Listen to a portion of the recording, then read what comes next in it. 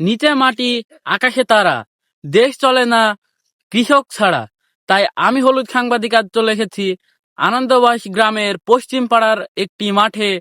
সেখানে পেঁয়াজ চাষের সম্পর্কে কৃষক ভাইদের সাথে আমি এই চাষের খরচ বা লাভ সম্পর্কে আমি তাদের কিছু জিজ্ঞাসা করব।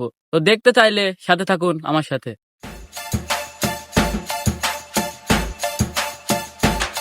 ভাই ভাই ভাই ভাই ভাই তুই কি জানা, তুই কাজের সময় জ্বালাতে আসলে সব জায়গা থেকে। ভাই এ পেঁয়াজ কা আপনার?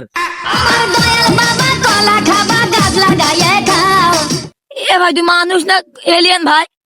কু থেকে ভাই এটা খাঙ্কি পাগল, এটা এটা পেঁয়াজ নাকি? এটা পেঁয়াজ তুমি এত বড় বড় গাছ হয়? এটা এটা আখ গাছ ভাই, এটা আখ গাছ?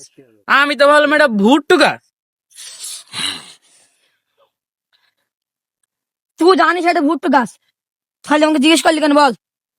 হ্যাঁ, ভালো ভালো বলছে কিন্তু সজা না হলে ভুট্টো গাছ দেখতে কাটতে না হলে তোকে মেরে কাটতে বেঁধে দেবো। সজা কেন দেখি চল ভাই এত রেখে দেওয়ার কারণটা কি ভাই? আর কাকটারও কি ভাই? এ খায় না মাথায় মাকে ভাই, যদি একটু বলেন।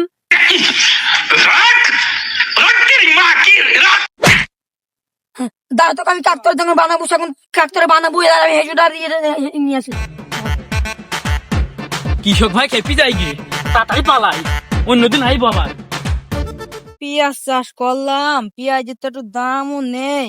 পেঁয়াজ তো আল্লাহর রহমতে মাশাআল্লাহ ভালোই হয়েছে, তা দাম না থাকলে দেখছি পথে বসে থাকে আমাকে। আল্লাহ কি যে করি। ভাই আপনাকে ওই দূর থেকে আমি দেখছি চিন্তিত, কারণটা কি ভাই? দুঃখের কথা কি আর বলি ভাই, প্রতি বছর কষ্ট করি পেঁয়াজ চাষ করে, পেঁয়াজের দাম হয় না। তা তোমরা মিডিয়ার লোক, তা তোমরাই কিছু কইতে পারো, এই কৃষকদের দুঃখ তোমরা একটু বুঝবে ভাই, তোমরা কিছু করো। ভাই মিডিয়াটা কি ভাই? তুমি যে একটু আগে বললি মিডিয়াটা কি ভাই? ভাই তুই কোথায় আসলি বল দিনে? তোর হাতে মাইক, তুই ভিডিও করছিস, তুই মিডিয়া চিনিস নি? আমি তো বাড়ি থেকে এলাম, আর তুমি হে কার কথা বলছো মিডিয়া? কোষে ভাই, আমি শুনেছি মিডিয়ার কথা, তো আমি দেখবো ভাই কোষে ভাই কো। তোকে মিডিয়া দেখাইছি ভাই, তুই এখানে দাঁড়া ভাই। হে সুটা কমে গেল, হে সুটা খুঁজি তোকে মিডিয়া দেখাইতে হবে।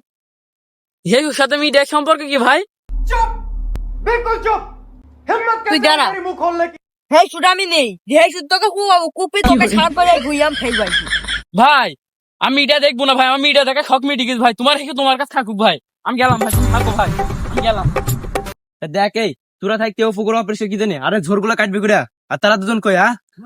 উস্তাদ তুমি তো পুকুরে চাষ করো না, তা পুকুর সাফ করে কি করবো? জানিস তুই এই পুকুরের ইতিহাস, আর তোরা বলছে ঝোরগুলা সাফ করবো না। এই পুকুর থেকে আজ আমি এত বড় হয়েছি। ভাই তাহলে আপনার ইতিহাসটা একটু বলেন। তুই কিরা ভাই? তুই জানিস আমার জানা কোনো আকাশের ওপর চলে গেল, আর তুই কানের মধ্যে দিয়ে কি পুজ দিছি? মনে হচ্ছে ঢুড়া সাপ। ভাই সব কথার এক কথা হলে ভাই এটা ঢুড়া খাবি ভাই, এরকম কাজ নেই। তা তোমার এই পুকুর থেকে তোমার এই সফলতার পেছনে গল্পটা একটু বলো ভাই। তোর এই পেছনে যতগুলো বাজার দেখছি, এই বাজারের মালিক সব আমি। আর গ্রামের লোক আমাকে সবাই চেনে বাস ইনসান। বাহ ইনসান মানে ভাই বিষয়টা একটু ক্লিয়ার করে বলেন। এই এই প্রথমে পুকুরের ব্যবসা শুরু করলাম, ব্যবসা শুরু করি বাঁশ খেতি খেতি খেতি এত বড় বাঁশ বাগানের মালিক হয়ে গেছি। ভাই তাই বল তুমি এত বাঘ খেয়েছো যে পুরো একটা বাঘের ধার হয়ে গেছে, আর এই এত বড় বাঘের ধার তোমার ভাই? হ্যাঁ এবারে বুঝতে পেরেছি এই পুকুরে এত যত্ন কেন। উস্তাদ এ বাস তো তোমার না, এ পুকুরে তোমাকে দিয়েছে, তুমি খেয়েছো। এই চুপ থাক, তুই কাজ করছিস কাজ কর। ভাই আপনার এই অ্যাসিস্ট্যান্টকে আপনি বেতন দেন কত করে? তো এই অ্যাসিস্ট্যান্ট কে বেতন দিয়ে হলো 40-45 হাজার। তো ভাবছি আরেকটা অ্যাসিস্ট্যান্ট নিতে হবে, তো তাকে আমি দেবো হলো 40-50 হাজার টাকা দেবো। উস্তাদ এইগুলো আমি খাপ করছি, আর আপনি বাড়ি যান, এই বাগানের দায়িত্ব আজ থেকে আমার, আমি সব দেখি নেবো, আপনি বাড়ি চলে যান। তা থাক ভালোই হইলো, বাড়ি গেলাম।